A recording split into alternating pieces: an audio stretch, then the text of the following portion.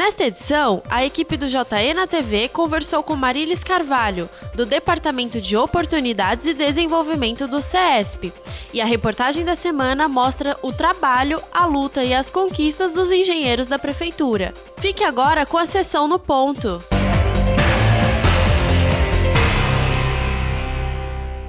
Está novamente na pauta do debate sindical a ameaça de tornar legal a terceirização das atividades fim. Isso significa que as empresas poderão ter empregados terceirizados para exercer, inclusive, funções que são o seu objeto específico de atuação.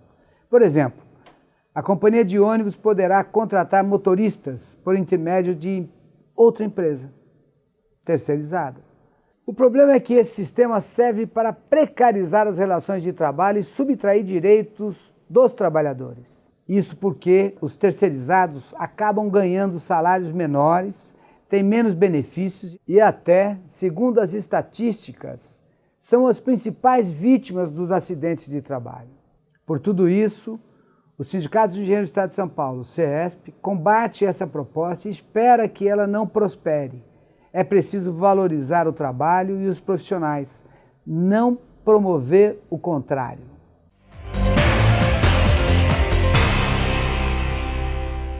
Prezadíssimo telespectador, seja muito bem-vindo a mais uma entrevista do Jornal do Engenheiro na TV.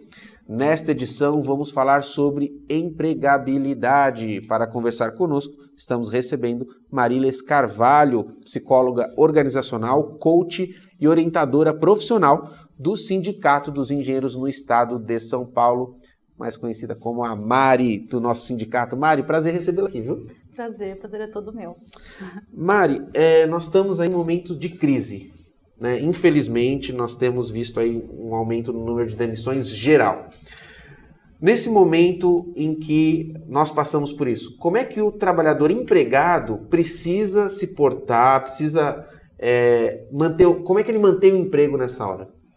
Nessa hora é extremamente importante, porque o que acontece? Como muitas pessoas estão sendo demitidas, então o profissional ele tem que fazer o mesmo trabalho, com a mesma qualidade, só que com menos pessoas.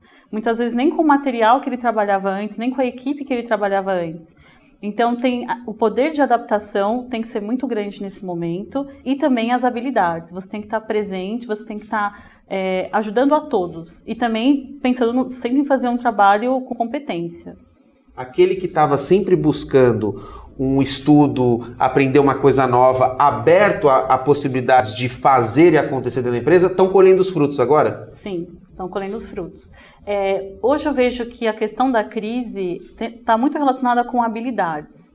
Então, tem muitos profissionais que estão fora do mercado, bons profissionais, competentes, mas não basta só hoje no mercado, no momento que a gente está vivendo, ser competente e ter um bom profissional, um bom currículo. É necessário você também trabalhar suas habilidades. Nesse momento que o profissional ele está fazendo mais com menos, né? Tendo que render mais com talvez menos recursos, é o momento dele ousar também em determinados momentos? E de como ele pode fazer isso? O profissional, na verdade, não é só em momentos de crise que ele tem que ousar. Ele tem que ousar nos momentos que ele acha que é importante para a carreira dele, que ele pode crescer. Mas hoje é extremamente importante isso. No trabalho você pode... o que eu vejo é a questão de pensar diferente. Hoje é isso que eu vejo. O profissional, ele tem muitos profissionais que vão trabalhar fazendo sempre mais do mesmo. Você não pode mais fazer isso. Então, ousar que eu vejo é ousar em pensar em fazer o seu trabalho diferente, em se mostrar de uma maneira diferente, em buscar outras possibilidades dentro da carreira e na própria empresa. Então, você está aberto a todas as possibilidades. Isso é ousar hoje. Perfeito. Usando uma palavra muito em voga no nosso sindicato, até por conta do ISITEC, Instituto Superior de Inovação e Tecnologia, é o inovar, ou seja, fazer diferente e algo útil, né? Também não pode fazer um super estardalhaço com algo que não vai ser útil para a realidade da empresa, né? Não. E também tem outra coisa importante. O profissional ele precisa saber quais são os seus objetivos na carreira. Por que ele escolheu essa carreira? Por que ele está nessa empresa? Por que ele fica 8 horas todos os dias dentro de uma empresa? Não pode ser só em relação ao salário, ao retorno financeiro. Tem que ter um propósito e um porquê. E aí sim, você está pronto para usar, você está pronto para aprender e está pronto para se relacionar com outras pessoas também. Mari, mas infelizmente a crise está aí e talvez por mais esforço que a pessoa faça, infelizmente ela pode estar na lista de demitidos. Fui demitido, e agora? O que fazer? O que eu mais percebo quando as pessoas são demitidas, elas vão correndo no currículo que elas não atualizaram há uns 3, 4 anos, fazem um currículo, pagam um site de emprego e mandam esses currículos, panfletam os currículos. E essa é a última coisa que você vai fazer. A primeira coisa que você tem que saber é o que você quer e a segunda é o que você tem. E aí sim, você vai analisar o mercado, ver as possibilidades que você tem e se você quer continuar ou não nessa área, se você pode usar dentro dessa área, e aí sim você vai fazer um currículo. Então as pessoas elas fazem o contrário. Estar demitido é um momento de você também pensar se você está indo no caminho que você quer. Né? Eu atendo muitos engenheiros que se questionam nesse momento se tinha que fazer engenharia mesmo, se tinha que estar trabalhando na área que está. Então, as pessoas têm uma visão de crise como se fosse algo catastrófico, a pior coisa do mundo. E crises fazem parte da vida. Tem crises na vida, tem crises na carreira. Essa não é a última nem a primeira crise. E a gente tem que começar a ver a crise como uma forma de aprendizado. Porque quando os profissionais estão trabalhando, eles não se atualizam, eles não se relacionam, eles não crescem profissionalmente. E são nesses momentos que a gente cresce. Então, acho que tem que começar a ter uma visão diferente de momentos de crise, de momentos que a gente não está bem, ou financeiramente, ou em relação ao mercado de trabalho. Tem que começar a pensar de uma forma diferente. E é essa mudança de pensamento que faz as pessoas se colocarem no mercado. Existem, então, muitos profissionais que, ao passo que foram demitidos de um determinado emprego, conseguem refletir a respeito daquilo que querem, daquilo que gostam, daquilo para o qual realmente nasceram, e às vezes até conseguem oportunidade em outra área que mais gostam. Isso é comum? Sim. No sindicato a gente faz o atendimento de gestão de carreira e de coaching também, e eu percebo muito isso. A primeira coisa que o engenheiro quer é uma vaga. E eu falo que a gente oferece mais que uma vaga, porque a gente faz ele pensar na carreira dele. E isso é muito mais importante do que uma vaga. Então, quando eu começo a conversar com ele para entender se é isso que ele quer mesmo, ele não sabe se é isso que ele quer. Ou ele percebe que é isso que ele quer, mas ele não está agindo em prol do que ele quer. Então, tem muito uma questão de desejo de querer voltar para o mercado, mas as ações não coincidem com o que ele quer. Então, isso, para mim, é o meu principal objetivo no atendimento, é entender o que o engenheiro quer. E o profissional, ele não pensa no que ele quer. Ele só pensa em fazer o currículo e mandar para as vagas. Então, isso é importante, pensar no que você quer. Isso resolve todos os problemas, inclusive não só de carreira, mas isso resolve todos os problemas de carreira dele. Porque ele vai começar a analisar o que ele fez anteriormente, se está condizente com o que ele quer. Pensar no que você quer também é pensar nos seus objetivos futuros. Então, o que você quer para a sua vida no geral? Essa carreira está condizente com isso? Com os seus valores? Né? Então, o coaching ele também ajuda nisso. Bom, a missão de existir do Jornal do Engenheiro na TV é deixar você, telespectador, seja do ramo da engenharia ou não, muito mais bem informado a respeito de todas as áreas que circundam o mundo do trabalho. E é com isso que a gente está fazendo nessa entrevista, para enfrentar esta crise, o que fazer para garantir a empregabilidade. Neste primeiro bloco, falamos de alguns pontos importantes. No próximo vamos falar de networking, dicas para se fazer um bom currículo e, claro, também falar o que este sindicato oferece para os seus associados no quesito empregabilidade, que é o setor aí que a Mari organiza, que é a área de oportunidades do sindicato. Certo, Mari? Certo. Então, no próximo bloco a gente volta, você não pode sair daí.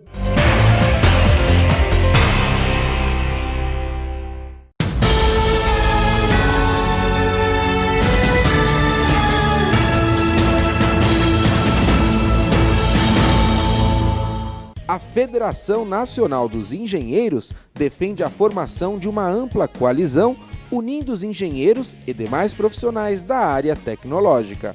A proposta é que essa aliança, chamada Engenharia Unida, possa oferecer saídas às dificuldades enfrentadas pelo país na atualidade e contribuir com o permanente avanço no futuro. O movimento Engenharia Unida foi lançado durante a cerimônia de posse da diretoria da Federação Nacional dos Engenheiros, dia 28 de março, em São Paulo. O Brasil vive um momento bastante difícil, bastante delicado, e os engenheiros reunidos nessa posse da federação, nós estamos montando um projeto da Engenharia Unida, fazer com que todos os engenheiros do Brasil pensem numa solução para o país, pensem em discutir os problemas da nação no caminho do crescimento e do desenvolvimento. Nós não discutimos recessão, nós não discutimos estagnação, nós queremos crescimento. E para isso, a Engenharia Unida tem que fazer a diferença. A importância da Engenharia Unida, ela se resume principalmente pelo fato da engenharia ser o pilar de qualquer desenvolvimento. Então, nada melhor do que discutirmos um tema tão voltado a esse momento que nós vivemos em nosso país, do que falar de uma engenharia unida, pensando cada vez mais no nosso Brasil e pensando em cada vez mais nos nossos profissionais.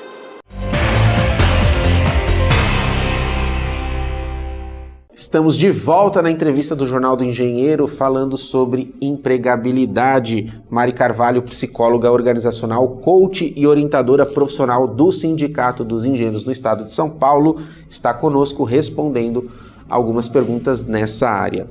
Bom, networking, Mari. A gente às vezes pensa nele quando tá, né, na pior profissionalmente. Vou ligar pro fulano e tal. Mas é algo que a gente sempre tem que estar pensando, sempre tá treinando? Era isso que eu ia falar. Às vezes não, tem que ser sempre. É que o network, ele virou uma moda. Eu percebo que o network é extremamente importante, mas a maneira que as pessoas fazem network não está correta, ao meu ver. Por quê? Como que as pessoas veem network? Eu só quero um network para que essa pessoa me indique para uma vaga. E o network, ele é o relacionamento, é se relacionar com outro profissional. Ele é perene, né? Não é circunstancial. Isso, não é só para quando eu fechei a minha empresa ou quando eu estou fora do mercado de trabalho. Isso você constrói durante a sua carreira. E eu falo isso para os jovens. Comece o network de vocês na sala de aula, que são as primeiras pessoas que podem te indicar. Então, pensando em network como um relacionamento, como uma pessoa que você vai se relacionar, que vai te ajudar a crescer ou que vocês vão crescer juntos, a coisa muda. Não é só eu vou mandar um e-mail para essa pessoa porque eu quero que ela me indique no futuro. E outra, indicação, ao meu ver, é médio e longo prazo. É muito difícil você mandar um currículo para alguém que vai te indicar e ela já te indicar para uma vaga logo em seguida. E eu percebo uma outra coisa também. As pessoas têm muita dificuldade de se relacionar. Então, tem muita gente que fala que não consegue fazer network, que não, tem vergonha de fazer network. Mas quando você pensa que network é um relacionamento, como você vai ter vergonha de se relacionar? De falar sobre você, sobre a sua carreira, sobre quais são os seus interesses na carreira? E eu percebo que o network é extremamente importante. Eu vejo que o brasileiro está muito acostumado a perder o emprego e mandar currículo para a internet. E isso está mudando. A internet tem virado cada vez mais um muro para os profissionais, porque é uma vaga, tem 500 currículos. E se você é o 499, você não vai ser visto para aquela vaga. Então não dá mais para mandar currículo da mesma forma. Já faz um tempo já que está mudando essa forma de encontrar emprego. A indicação hoje é o que mais, onde as pessoas mais se recolocam, onde você tem mais sucesso é com a indicação, mas pensando dessa forma. Você tem que pensar como um relacionamento, né? E muitas vezes a nossa própria família não sabe o que a gente faz na faculdade, o que a gente estuda, o que a gente trabalha. A gente não pensa na imagem profissional que a gente mostra para os nossos vizinhos, para os nossos amigos de faculdade, para os nossos colegas. Isso também tem influência na indicação.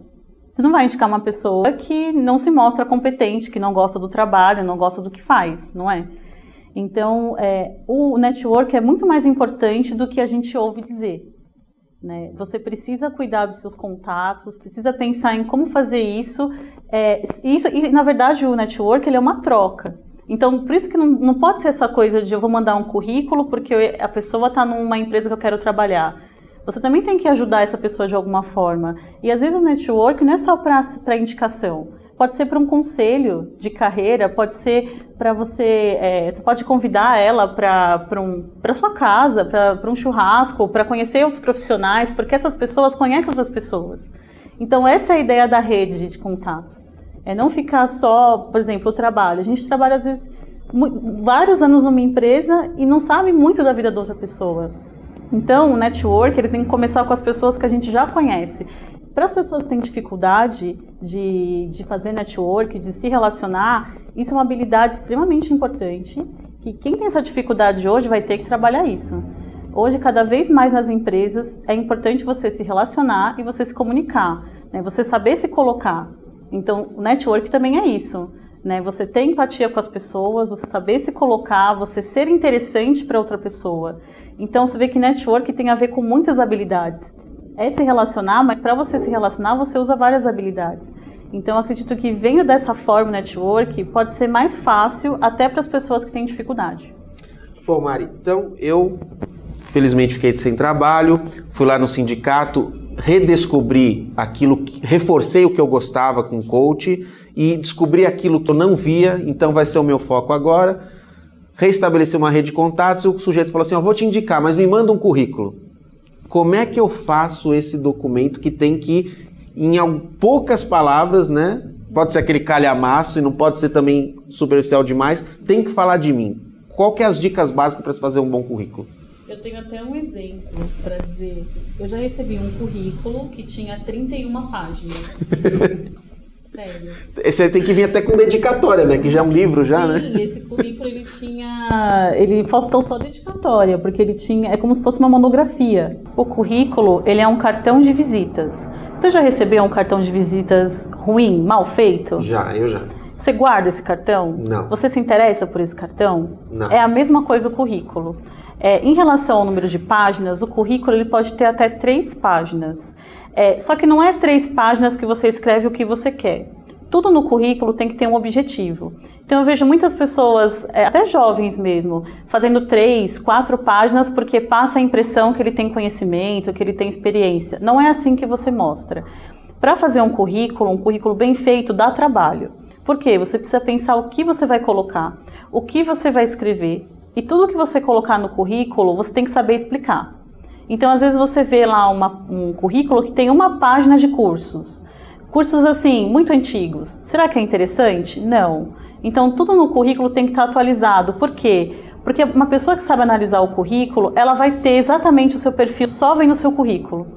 Então, é essa a questão. O que é importante você pensar? 3 pontos importantes. Primeiro, o seu objetivo. Então eu falo muito de objetivo, por quê? Coaching trabalha com objetivo, gestão de carreira trabalha com objetivo e currículo também trabalha com objetivo. Então você tem que pensar em qual é o seu objetivo, então qual área que você quer trabalhar. Esse é o primeiro ponto. O que acontece muito? Eu vou fazer análise de currículo e a pessoa não sabe qual é o objetivo dela. Então esse é o primeiro ponto. Se a pessoa não sabe qual é o seu objetivo, ela não vai conseguir fazer o currículo. Ela não consegue começar o currículo. Outro ponto que é importante, a área da engenharia é uma área técnica. E quem vai ver o seu currículo é uma pessoa de RH ou um administrador. Não é da área técnica, a primeira pessoa que vê o seu currículo. Então não dá para escrever como um técnico. Você tem que escrever técnico e ao mesmo tempo sabendo que uma pessoa que não conhece a sua área vai ler. Isso é muito difícil para o profissional técnico, porque ele tem a ideia de que a pessoa que vai ver o currículo dele tem que saber. E na verdade não tem. Então esse é o segundo ponto.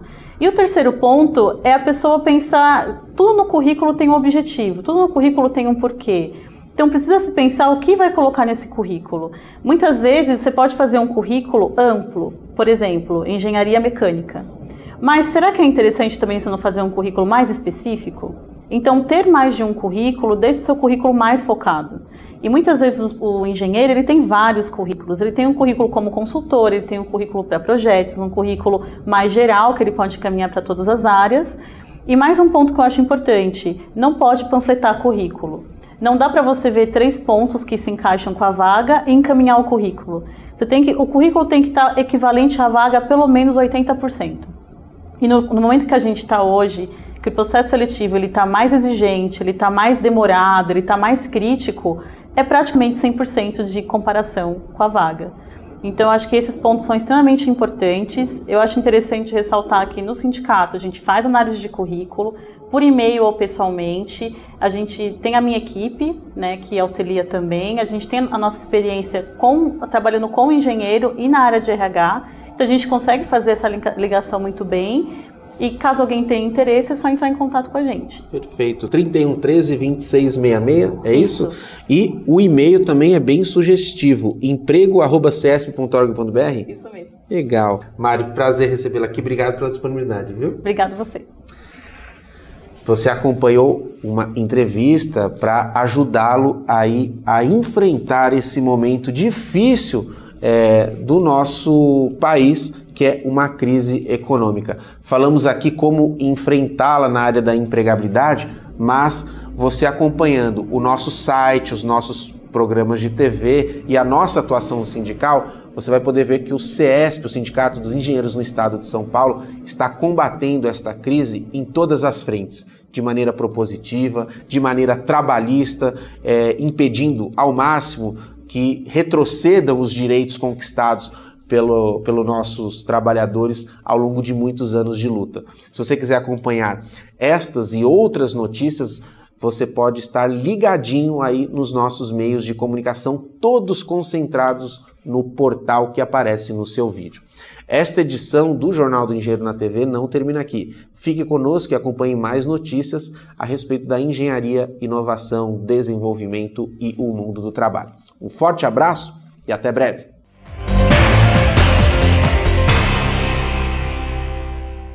A cidade de São Paulo possui quase 12 milhões de habitantes e precisa funcionar 24 horas durante 365 dias do ano. Saúde, educação, transporte e segurança, só para citar algumas das áreas que demandam logística, planejamento, inovação, enfim, demandam engenharia. Um dos desafios, por exemplo, é a gestão de cabos subterrâneos e nos postes da cidade. Atualmente, mais de 40 empresas privadas diferentes prestam serviço de fornecimento de gás, telefonia, internet, TV a cabo e entre outros, e intervêm no espaço público todos os dias. Orquestrar essas tarefas é o desafio do Convias.